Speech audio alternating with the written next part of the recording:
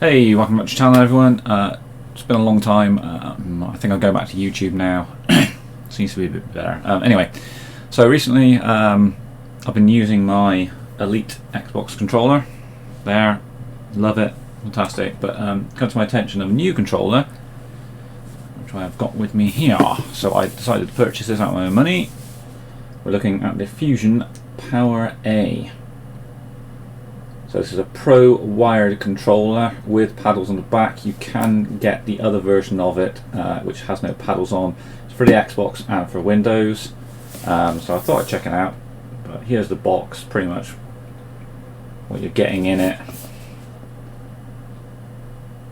Looks nice, premium packaging. Let's dive into it. So this is what you're getting in the box. As you can see, it's got a nice Fusion logo on it. Nice orange around the side. Pretty sturdy case. Let's open this bad boy up now.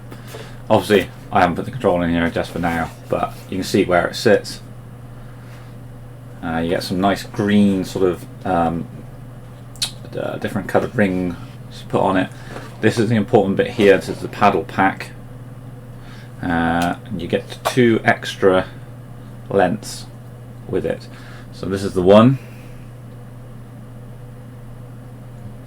Use an outwards one, convex is it? And this is a shorter concave. Now this one's got a bit more of a grip around the outside. That's that one there. You get a cable in it. Like I said, these rings, the pack. The cable's really nice. I'll chuck that to the side for now. But this is your little instruction packlet. Comes with some nice sort of stickers in it. Again, for £80, and you can get the white one for like 65 quid. It's pretty much a bargain. But anyway, to the controller itself, like I said, nice little cable. Good thing with this cable, slots off if you are playing on consoles and you've got kids or whatever it may be. Pops back on. USB. It'll pop in to this little hole here, and it's got 2 little clips, and I ain't kidding you when I say this is a bugger to get out. So the chances of you pulling this out is very slim, because it is one tough cookie. Anyway, onto the back of the controller. Now obviously at the moment no paddles on it. Got a little open and close case here, so you can use it as a normal controller if you don't like the paddles, but I don't see the point in that. You're buying a pro controller for one reason. So we're just going to open him up. Now this is a bugger to get off, because I have no nails. And there we go, just prying him open. So that slots off there, and you see it leaves a little, essentially what the PS4 was doing. I think they were adding like a strike pack or something like that. So you just grab this, and if I can show you, it's a bit awkward, so my apologies. That's upside down, come on. Let me pop them back on. Right, there we go. Right, so this just slots in there somehow. There we go, like that. And there you go. There's your 4 extra paddles in the back. And it's a nice clicky little feeling. Got your hair triggers. Now, biggest downfall with this controller is these hair triggers. I always play with hair triggers up to the maximum I can, so obviously my initial reaction was whack it up to 3 and tell the difference. Now I can't tell too much difference with these ones. This apparently is the max.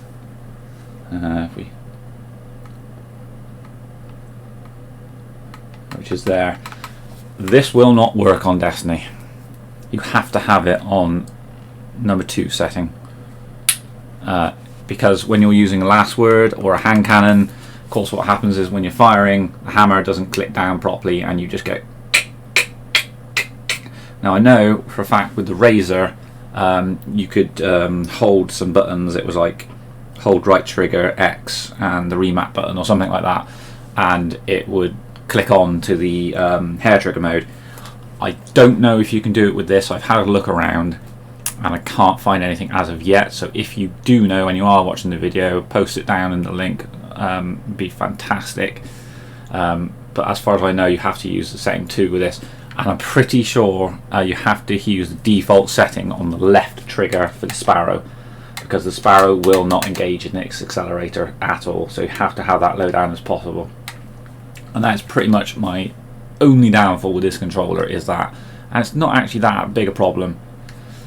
Everything about the controller is lovely, and it's got some really nice features. Just below you've got your aux point here, which is there where my fat finger is. You can pop this up and you can pop these off. I'll take off my my eye grips, because I usually use Control Freaks, etc. That'll pop off, so you can change your skins. This is where you can change your rings, so if you want a nice green colour, etc. Like I said, it comes in white. There's probably a few other colours, and then you're left with your carcass.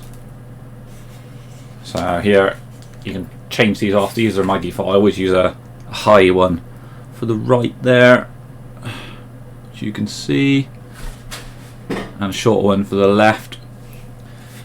This is really easy just to pop on and off. It's very easy. It's a nice clip, feels solid. The outside feels a nice silky sort of feeling that you get, a bit more premium to what you get on the Xbox. On the back you have got a bit more of a grip going along here, and to remap this, you basically, there's a button on the back here which is here, and it's really weird the way you do it. You've got to essentially hold that down, press the button you do that you want. So if it's Y you want on the back paddle, so you hold that down, then you press Y, and then you press the paddle. It is pretty simple. I'm kind of used to just pressing them all at the same time and mangling it that way. Everything else when it's nice. You've got really big face buttons, as you can see around here, and not really mechanical, but they are nice. The clicks, I don't know if you hear that or not, clicks on the analog sticks, they're nice. The D-pad's not the greatest, to be honest with you, but again, I'm using this for Destiny, so it's literally for emoting. You've got your Xbox button in the middle. The one thing I do like about this is these buttons here. These are really, really nice. Triggers are quite nice as well. And for me, this is one of the most comfortless controllers I've had for a very long time. I don't think it's as good as the Elite, but it's damn close for 80 quid as well, rather than paying an extra 100 quid or whatever it is for the Elite. To take your paddles off on the back, very similar to a lot of other ones, you can just pry it off. I did see another review on it where he said he was having trouble with it. I don't think there's any trouble with it at all. It's just a case of you sliding it in and out, and you can change these around obviously to what you want. I've tried to find a controller where I can use all 4 paddles, but I can't. I always end up taking probably this one off essentially, and having this one on the left for my jump. Again, it's your own personal preference to what you want. But that feels comfortable for me. I've got just one finger that I can control jumping. I've got my crouch, I've got my reload, my interact, my change weapons, whatever it is. And yeah, that's pretty much it really, to be honest guys. Like I said, let's see if we can get you a good look at the paddles there on the back and the hair triggers and everything. You have a little browse of it. But for 80 quid guys, it is fantastic controller. Like I said, it reminds me a bit of the old Razer Raiju, not the newer ones, and I think it's great. For 80 quid I'm keeping it. Normally I would buy a controller and I know instantly whether I like it or not. I'd probably send it back. I was and ahhing about this one, but no, it'll be a good second controller, that's for sure. I'll still be using my Elite, but I've got an issue with my Elite controller, and it's the fact that these ones up here, I have them mapped differently. So I use it for change weapon in Destiny, and it keeps swapping, double swapping. So if I'm in a clinch and I swap it, I can sometimes have my Ariana's Vow out and it'll swap back to my Ariana's Vow. On this it doesn't do it. So I think there's something wrong either with my controller or the software or something in these triggers up here.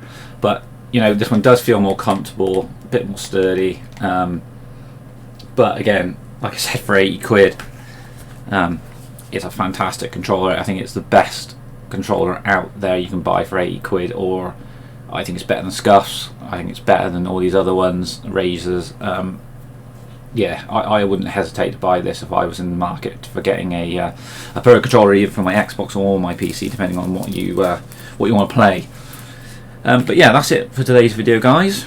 Any questions, or you're thinking about getting the Fusion powera, let me know. I'll try and help. But yeah, hopefully I'll be streaming a lot more on YouTube nowadays, and all that sort of thing. I was doing it on Twitch, but I think I'm probably going to come back to YouTube now. Once again, thank you very much, guys. If you're in America and you like your energy drinks, use Chaos Gaming up above here for 15% off Swift Styles energy drink. They do sponsor my videos. Yeah, so thank you very much, guys. Everyone who tuned in to watch it. I hope this helped in some way, and hopefully catch you in the next one, guys. Take care, everyone.